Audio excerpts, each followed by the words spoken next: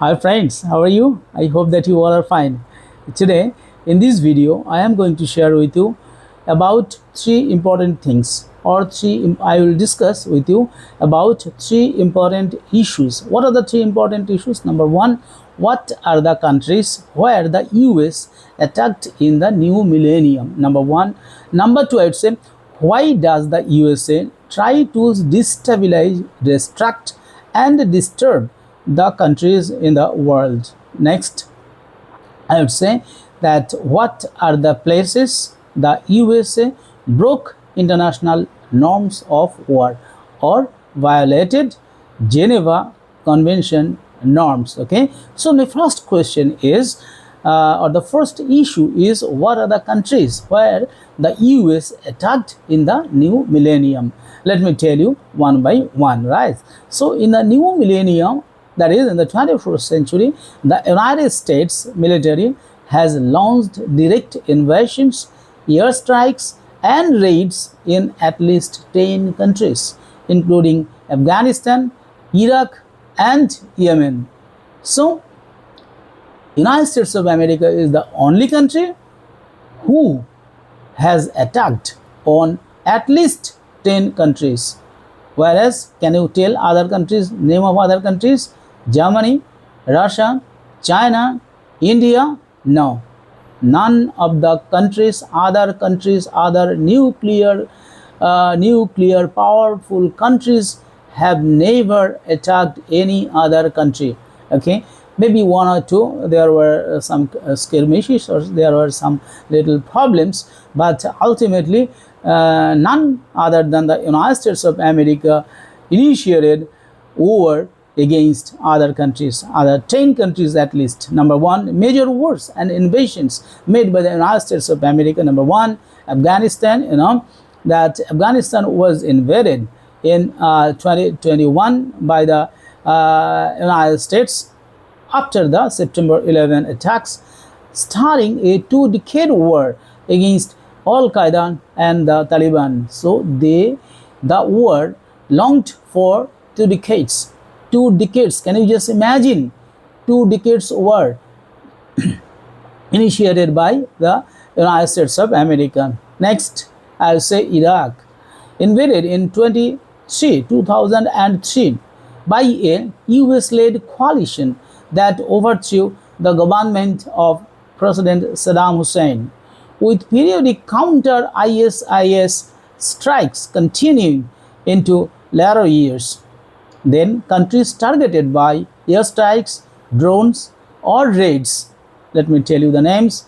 Number one, Yemen, targeted for decades by intermittent US counterterrorism drone strikes and naval or air bombardments against Houthi forces.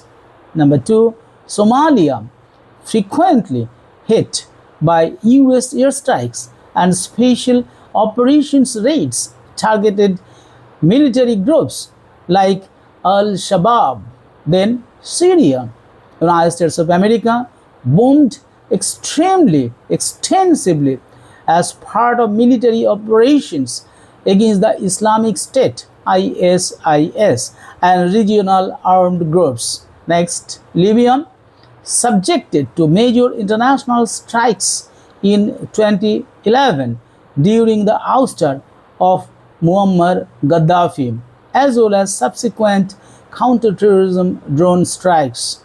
Next, Pakistan, subjected to a massive covert CIA drone strikes campaign targeting militants in its tribal border regions throughout the 2000s and 2010s. Next came Iran. This February, 28 February, United States of America and Israel made a strike on Iran, and these joint military operations targeted leadership and military infrastructure. They even killed Ayatollah Khomeini.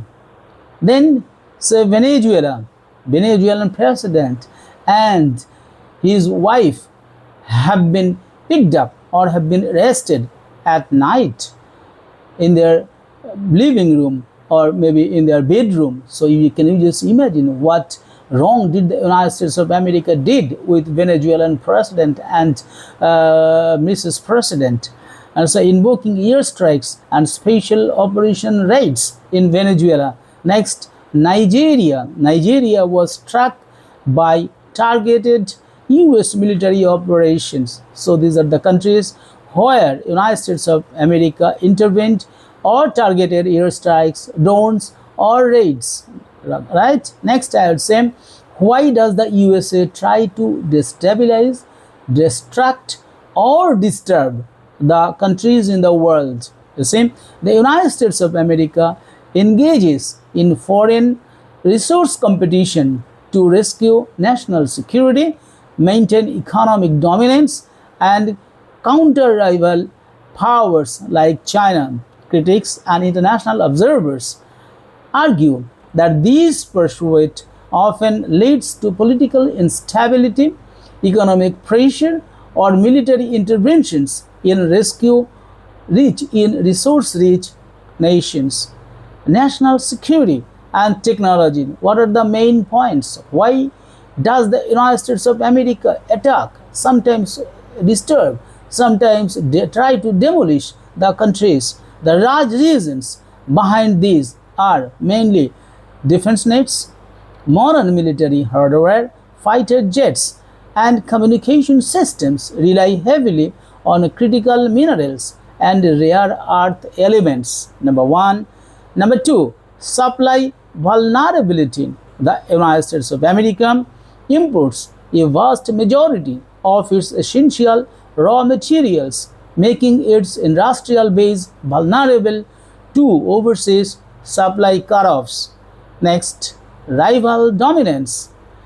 Countering competitor nationals that control global mineral resources is a top magnetic priority for the Washington.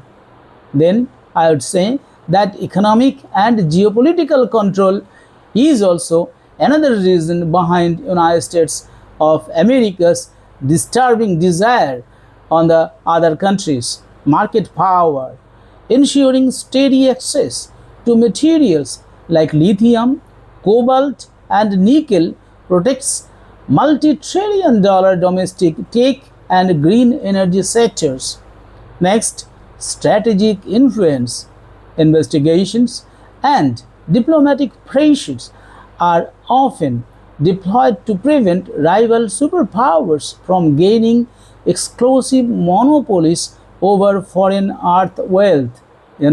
Already China is a minerally rich country. Okay. Next, I would say, what are the places the United States of America broke international norms of war or violated Geneva Convention? The United States of America has faced allegations of breaking international humanitarian law and norms of war in several major conflict zones and detention locations, notably including Guantanamo Bay and CIA black sites, operating offshore military prisons and secret interrogation sites in countries like Thailand, Poland, and Afghanistan, where systematic torture and indefinite detention without trial occurred. Next, in Iraq, incidents involving the abuse of detainees at Abu Ghraib prison, as well as high civilian death tolls and controversial rules of engagement during urban warfare. Next, in Vietnam, the widespread use of chemical defoliants or agent organ across rural landscape and specific atrocities against civilian populations such as the My Lai massacre, right? Then detention of and interrogation outposts, Guantanamo Bay, Cuba. Then same established after 2001, criticized for indefinite detention and enhancement interrogation techniques violating the Geneva Conventions.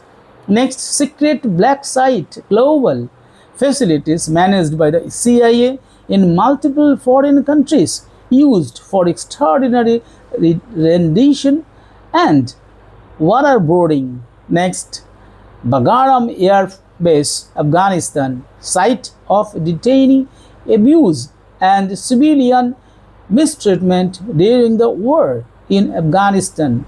Next, active combat zones and operations. Iraq, Abu Ghraib prison, abuse scandal, and high civilian casualties during the post 2003 occupation. Vietnam, Laos, and Cambodia, widespread chemical warfare via Operation Ranch Hand and documented infantry massacre of non-combatants. Next, Hiroshima and Nagasaki, Japan. The only wartime deployment of nuclear weapons against urban population centers. So in this way, the critics say that United States of America had violated the norms of Geneva Convention. So this is the reason why the United States of America mainly try to disturb or destabilize the minerally rich countries and the countries who have natural wealth and those who were living peacefully and where democracy is thriving, like India, where mineral and earth materials are too much rich. Suppose in Iran, you can say that is in Ukraine and many other places, and China definitely.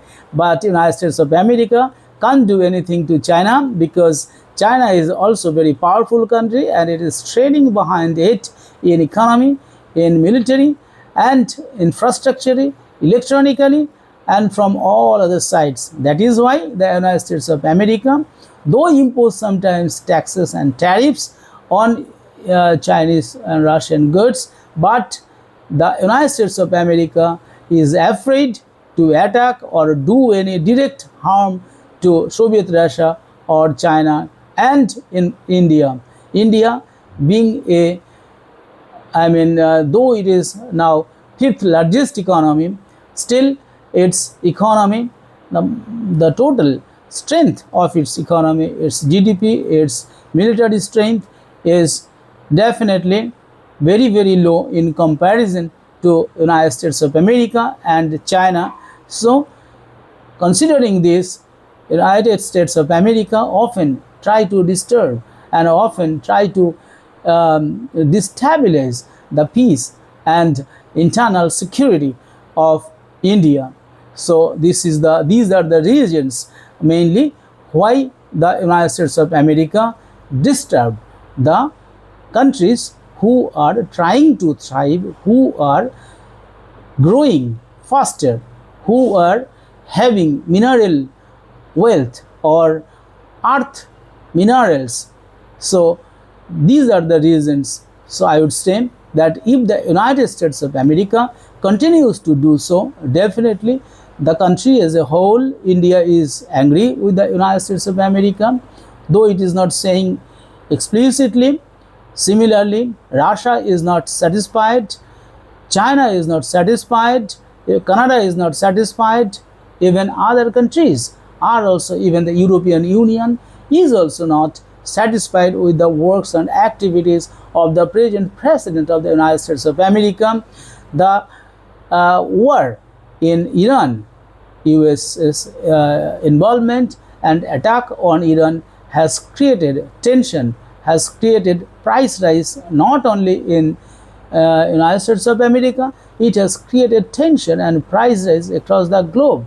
So the decision of one person, 2%, Mr. Netanyahu of Israel and Mr. Donald Trump of the United States of America has created tension and destabilization almost every country on the earth. So I would say that they must be refrained from. They means the attacking countries or the countries who are trying to or who are creating tension in other countries, who are creating global problems.